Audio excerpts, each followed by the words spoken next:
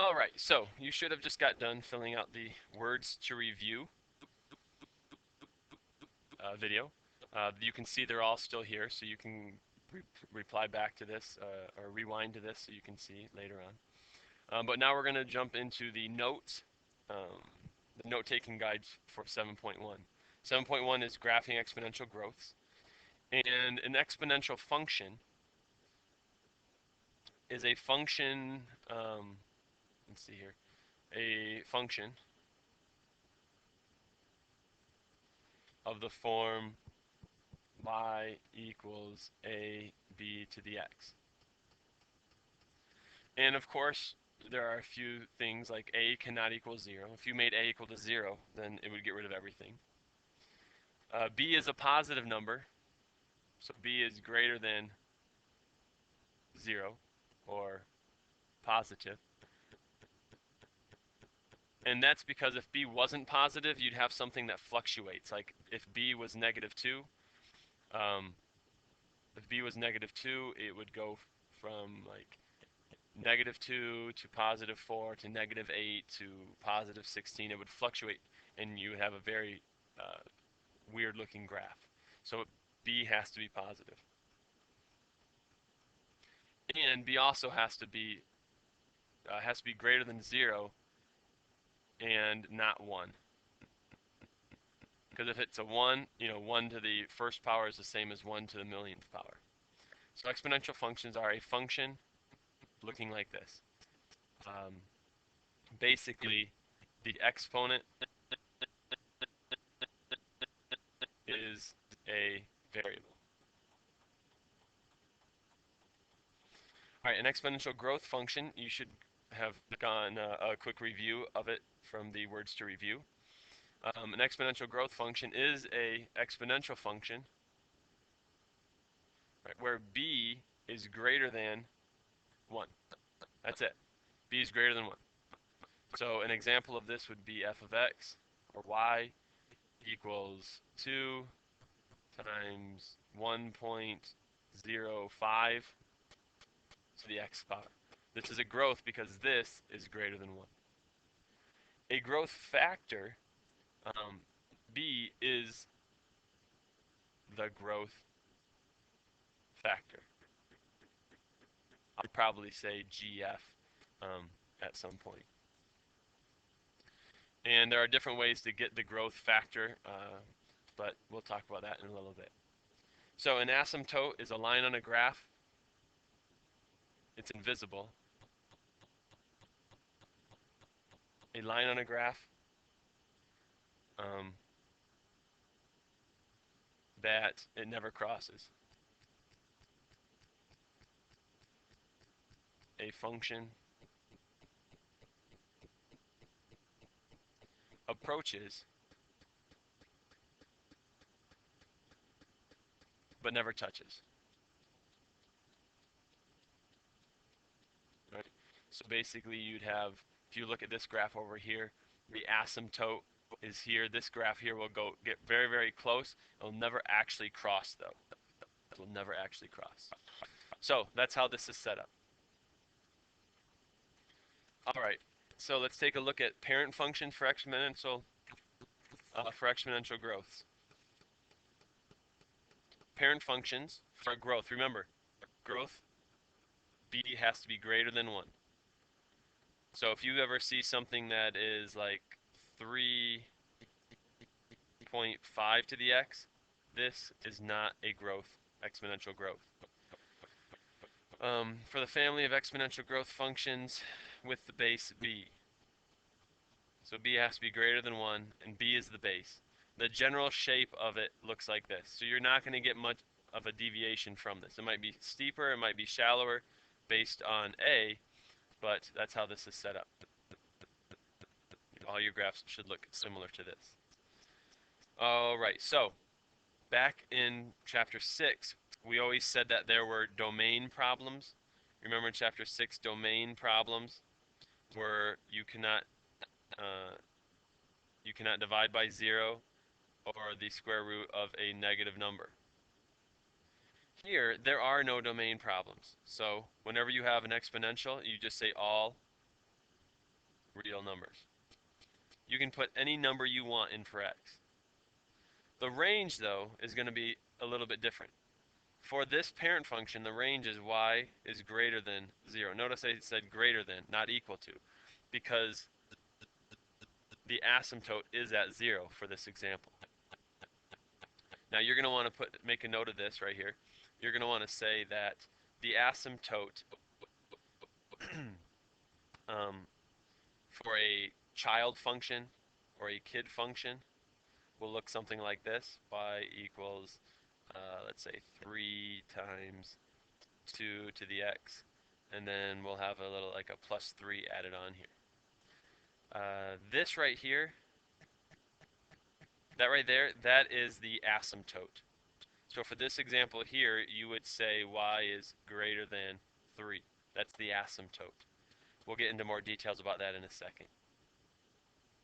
So, next page. So let's take a look and let's try to graph this. All right. So in graphing this, you can always come up with a table. What I would recommend doing is typing into the y equals 1/4 times 6 to the power of x. I would even put parentheses there if you want. And when you do that, you will see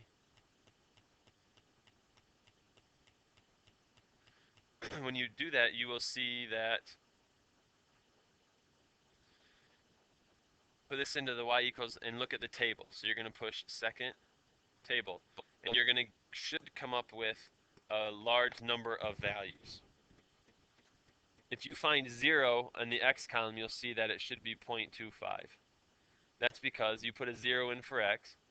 6 to the power of 0 is 1, times 1/4 is 1.25.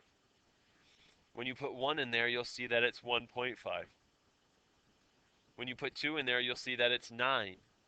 There are lots of different things, different ways you can draw this. So, we're going to draw something that begins just above the x-axis and passes through those 2 points. And it goes then up. So, you're starting basically down here. We're almost right at 0. The first point, 0, 0.25. 1, 1.5. 2 was 9, so 1, 2, 3, 4, 5, 6, 7. 2 is all the way up here. So you can see this graph goes along, and then all of a sudden, bam, it shoots straight up. That's how this is set up. The question asks you, what's the asymptote? Remember, whatever is being added to the equation is the asymptote. So y is equals 0 is the asymptote. Therefore, the range is y is greater than 0. Let's do another one now. This is of the childlike function. So begin to sketch the graph of this. So basically, it's telling you to graph the parent function. You don't have to if you don't want to. The parent function, when you graphed it, all you have to do is shift some points up. We are going to put into the equation y equals 2 times 3, caret symbol, x minus 2, then minus 2. So, if you type that into your calculator, you'll find that there are some nice points. The table will tell you that 2, 0 is a point. The table of values will show you that 3, 4 is a point. And now we just have to know where the asymptote is. The asymptote, remember, is equal to this number here. It's equal to k. It is equal to k. So that means our asymptote is y equals -2. So at -2, there's this imaginary line that you can't see that our graph goes through. You'll see a good example of it here in a second. So 2, 0 works, 3, 4 works, and then you've got this imaginary line going through like that. So let's draw our graph. Let's sketch it. Go right along that asymptote and then shoot up. So, domain is always all real numbers. And the range is y is greater than the asymptote. So not 0. It's greater than the asymptote, so it's greater than -2. Here's a checkpoint. All right, you're going to plot this. I would pause the video right now, maybe even see if you. So when you put this into the y equals, so y equals into your calculator, you'll see that like -1 is a nice number for you to plot. 0, 5 works. All right. You could do -2, -2.5 if you wanted.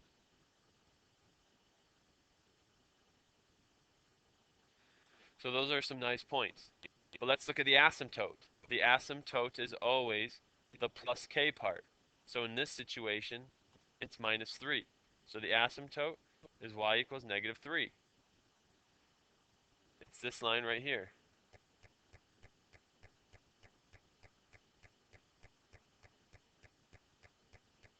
Alrighty, so let's plot some of the points.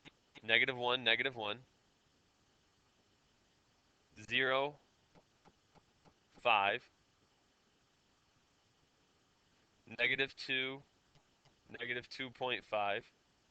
And now what you can do is you draw your graph along the asymptote and then shoot right up through those points. All right, let's take a look at guided practice 1 to 3.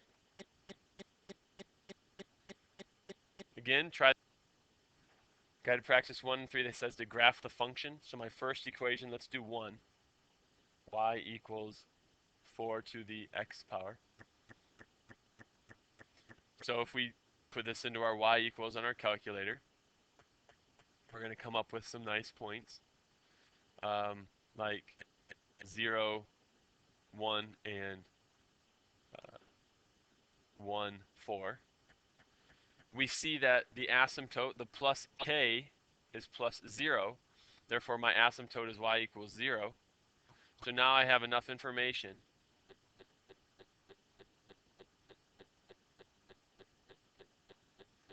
to try to graph all this and plot all this. So my asymptote, is right along there. All right. You're going to plot your points. 1, 4, 0, 1. You know it's an asymptote. It's going to look with that looks like that. It's a very, very poorly drawn line. But this is going to go right along, and it's going to shoot up through there. There you go. Let's take a look at, this was number 1. Let's take a look at number 3, because it's a little more complicated. It's f of x equals 3, x plus 1, and then a plus 2. So, first of all, let's find some points. You're going to put it into y equals. If you put let's put a -1 in there, that becomes 2, I believe. You put a -1 in there, and it's 3. You put a 0 in there, it's 5. And the asymptote, remember, is what's being added to the whole equation, y equals 2. So now, I have enough information. Your graphs should look better than this, by the way. We have a point -1, 3, a point 0, 5, an asymptote of 2. So my line will now go along the asymptote and then up and through my other points. That's a better one. That's how the graphing works. Now I think it also asked you to find the domain and range. So domain for this. Remember, domain for both of those is all real numbers. All real numbers. The range is where you have to be specific for each thing. For this one, it's always greater than or less than the asymptote. So for the range, y is greater than 0. Over here, the range, y is greater than 2. You look at the asymptote and it tells you what the range is. So take a look at those, maybe even pause. All right, so pausing, I would go work on some of the practice problems now just while it's fresh in your mind, or rewind and look at it later. Exponential growth models follow a specific form, and I mentioned this in the words to review. You start with a certain amount, and you have 1 plus r to a power. This is how bacteria grows. There's a lot of things that follow this, this formula. A is equal to the initial amount. R is a rate expressed as a decimal.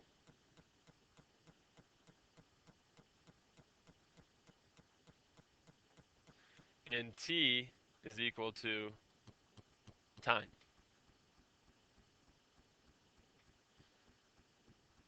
And it's usually expressed in years, but it really can be anything.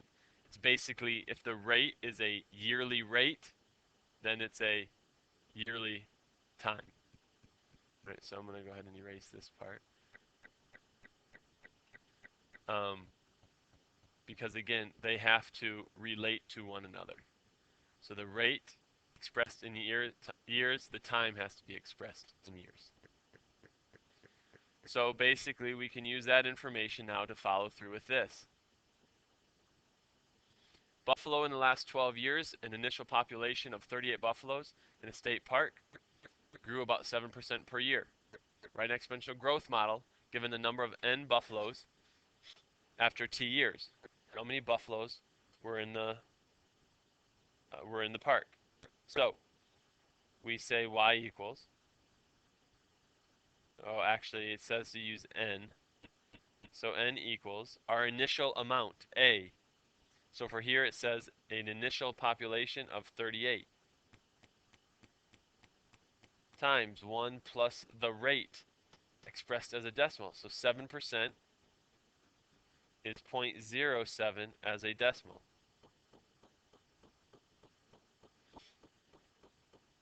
And then it wants to ask about for 7 years. Well, so for number 1, where it says write an exponential growth model, you would put then t up there. So the number is based on starting with 38, then times 1 plus 0.07 to the however number of years you want. And if we simplify this, it ends up being 38 times 1.07 to the t power. So this is the equation. All right.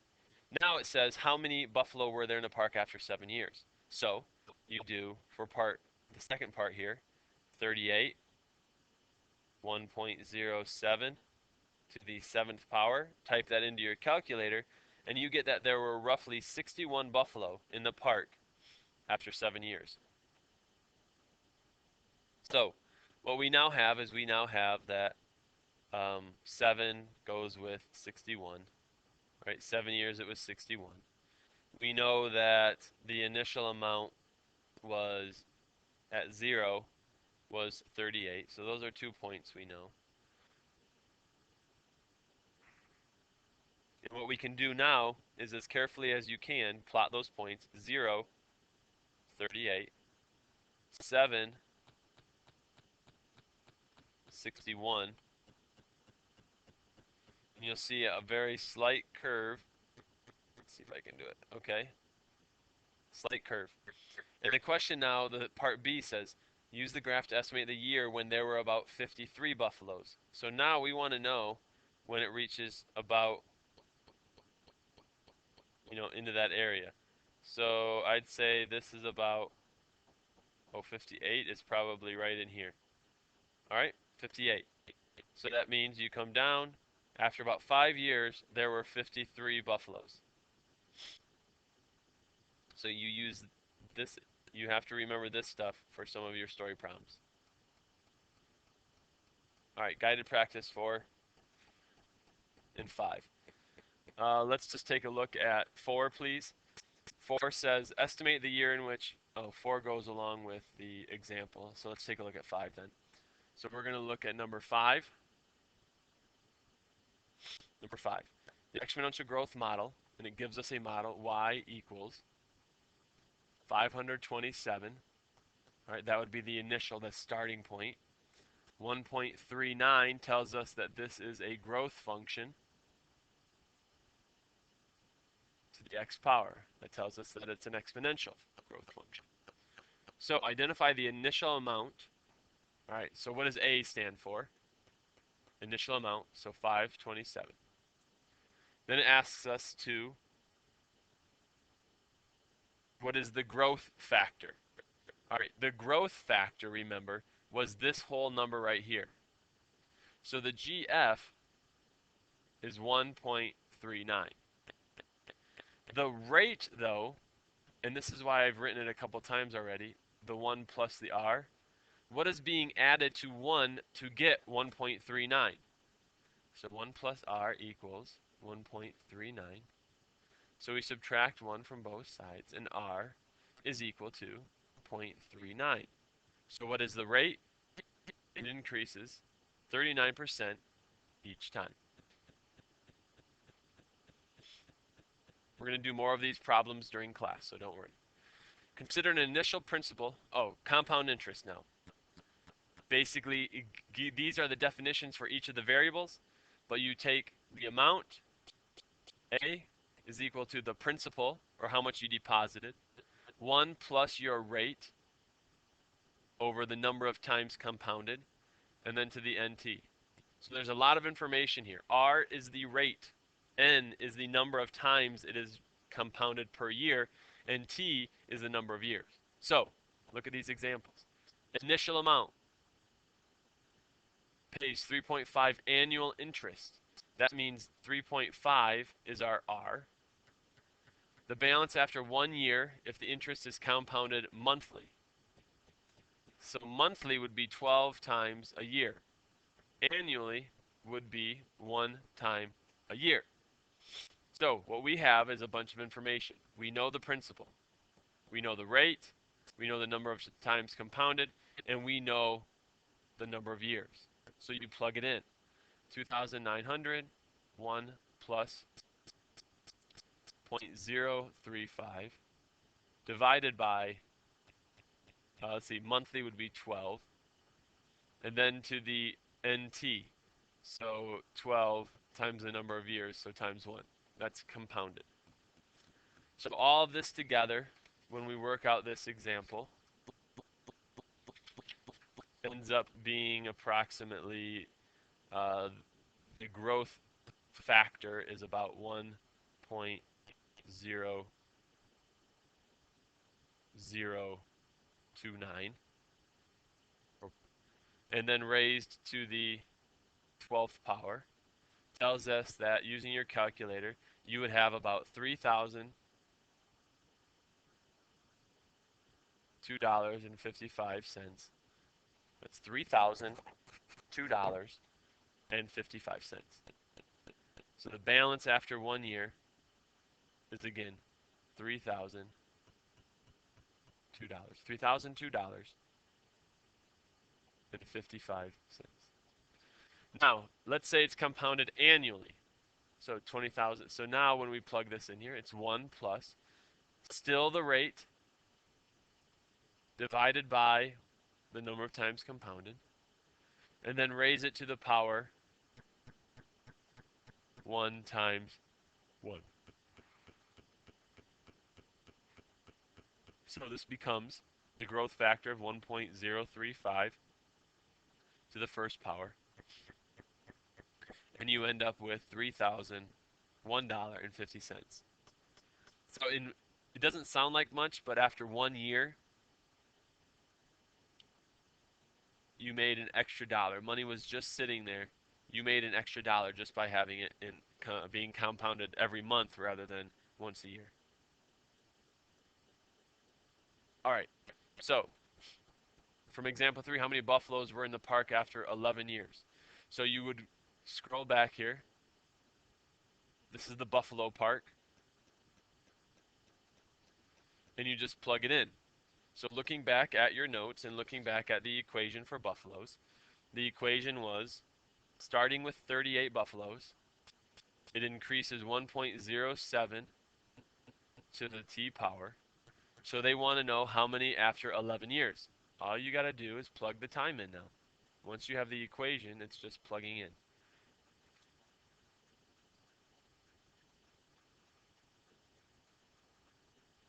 And what you're going to get like on your calculator 79.98, but that's really close to 80 buffalo. There should be 80 buffalo. Initial amount, growth factor, time. You deposit, number 3, you deposit $5,000 into an account that pays this much annual interest. Find the balance after 3 years if it's compounded quarterly. So quarterly means 4. You have quarters here in school, that means 4 quarters. So you use the formula, or not y. Use the formula that the amount is equal to the principal. 1 plus the rate over the number of times compounded, and then NT. So plug stuff in. What is the initial amount invested? 5,000. 1 plus the rate as a decimal divided by n, the number of times compounded, to the how many times compounded times the number of years. Find the balance after 3 years. So when you plug that into the equation, you'll end up with the fact that you have made almost over $500.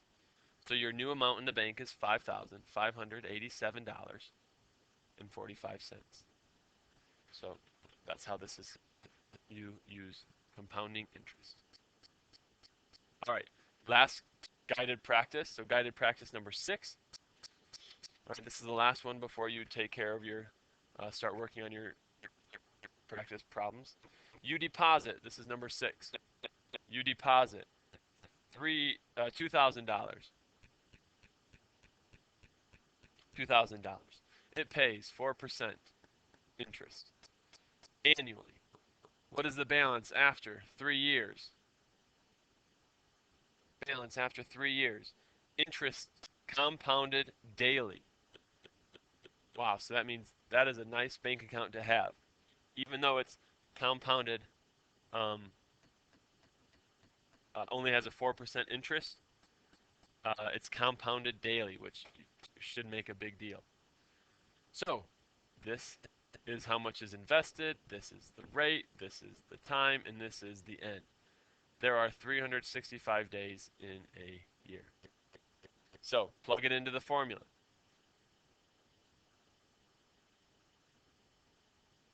Plug it into the formula. A equals P 1 plus R over N to the NT. P, $2,000.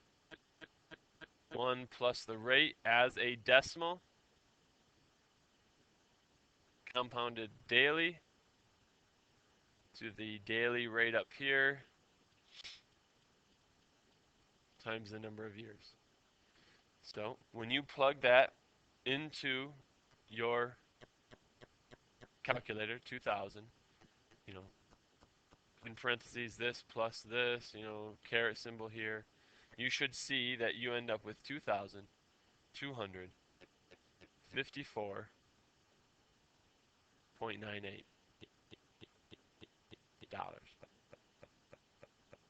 So that is how you use those formulas. Take a look here, practice problems 7.1. Here are the problems that we will be working on in class. And remember, from now on, we're going to be working these problems in class. You're going to get to ask questions, and then you're all going to take the mastery at the end of the class period. So, good luck.